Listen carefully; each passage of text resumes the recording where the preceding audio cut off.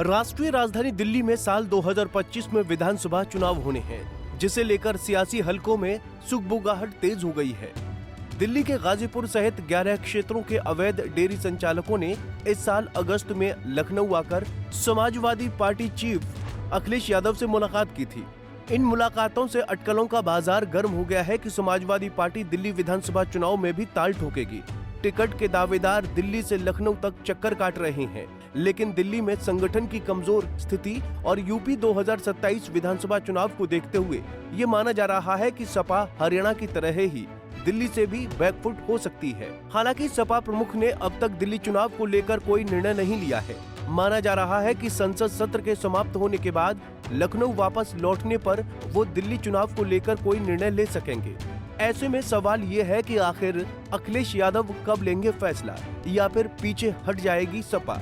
दरअसल लोकसभा चुनाव के नतीजों से उत्साहित सपा प्रमुख पार्टी को राष्ट्रीय दर्जा दिलाने के लिए दूसरे राज्यों से भी विधानसभा चुनाव लड़ने की घोषणा की थी।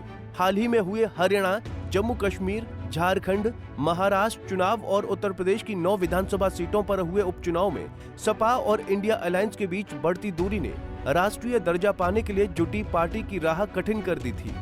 आपको बता दें, सपा को राष्ट्रीय दर्जा दिलाने की तैयारी में अखिलेश। हरियाणा में इंडिया गठबंधन में कांग्रेस ने सपा को एक भी सीट नहीं दी थी। पूरी तैयारियों के बावजूद सपा को पीछे हटना पड़ा था। इसके बाद जम्मू कश्मीर विधानसभा चुनाव में भी गठबंधन नहीं होने पर सपा ने 20 सीटों पर उम्मीदवार उतारे। सपा को इन सीटों पर कुल 0.14% वोट ही मिल सके। झारखंड में भी सपा ने अकेले 20 सीटों पर चुनाव लड़ा और उसे मात्र 0.73% वोट मिले। वहीं महाराष्ट्र में पार्टी ने कुल 9 सीटों पर चुनाव लड़ा। यहाँ INDIA के साथ उसने मानखुर्द, शिवाजीनगर और भिवंडी ईस्ट सीट से प्रत्याशी उतारे। इन दोनों ही सीटों पर पिछले विधानसभा चुनाव में भी सपा के प्रत्याशी चुनाव जीतकर विधायक बने थे। वहीं मालेगांव सेंट्रल और धुले सहित शेष 7 सीटों पर सपा ने गठबंधन से अलग होकर चुनाव लड़ा। हालांकि 7 सीटों पर सपा को कड़ा झटका लगा। ऐसे में उपचुनाव में निराशाजनक प्रदर्शन के बाद अब सपा की उम्मीदें दिल्ली विधानसभा चुनाव को लेकर बनी हुई हैं।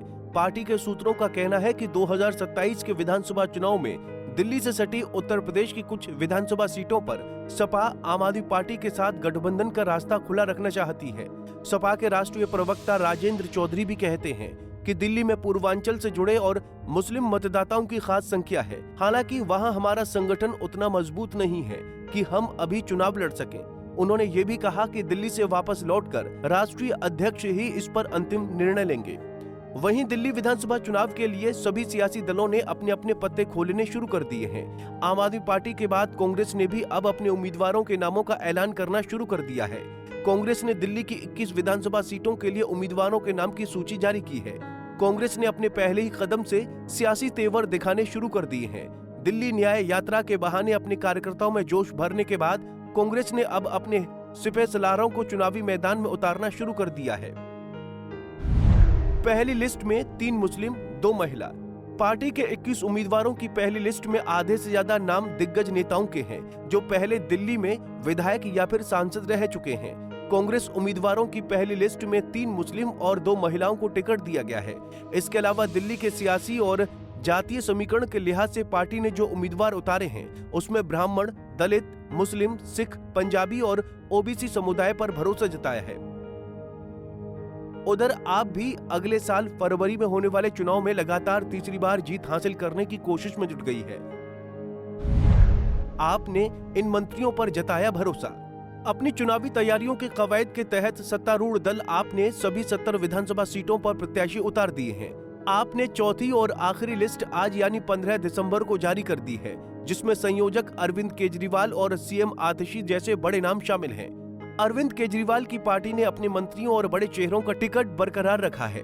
अरविंद केजरीवाल नई दिल्ली से, आतिशी कालकाजी से, गोपाल राय बाबरपुर से, सौरभ भारद्वाज ग्रेटर कैलाश से, इमरान हुसैन बल्ली मरान से और मुकेश कुमार अहलावत सुल्तानपुर माजरा से चुनाव लड़ रहे हैं। गौरतलब है कि दिल्ली में अगले साल फरवरी में विधानसभा चुनाव होने की संभावना व्यक्त की जा रही है।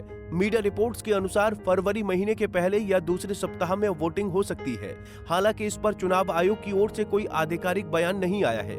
ऐसे में दिल्ली विधानसभा चुनाव में सभी दलों के सियासी मिजाज और राजनीतिक समीकरण को देखते हुए ये कहना मुश्किल होगा कि भविष्य में क्या होगा, क्योंकि सपा अध्यक्ष अखिलेश यादव ने दिल्ली विधानसभा चुनाव में उतरने पर अभी तक कोई फैसला नहीं किया है।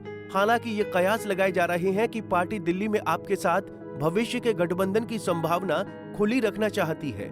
ऐसे में ये देखना दिलचस्प होने वाला है कि क्या अखिलेश का फॉर्मूला दिल्ली चुनाव में कारगर साबित हो पाएगा या सपा दिल्ली में ताल ठोक पाने में सफल हो पाएगी। Bureau report, Punjab Kesari TV.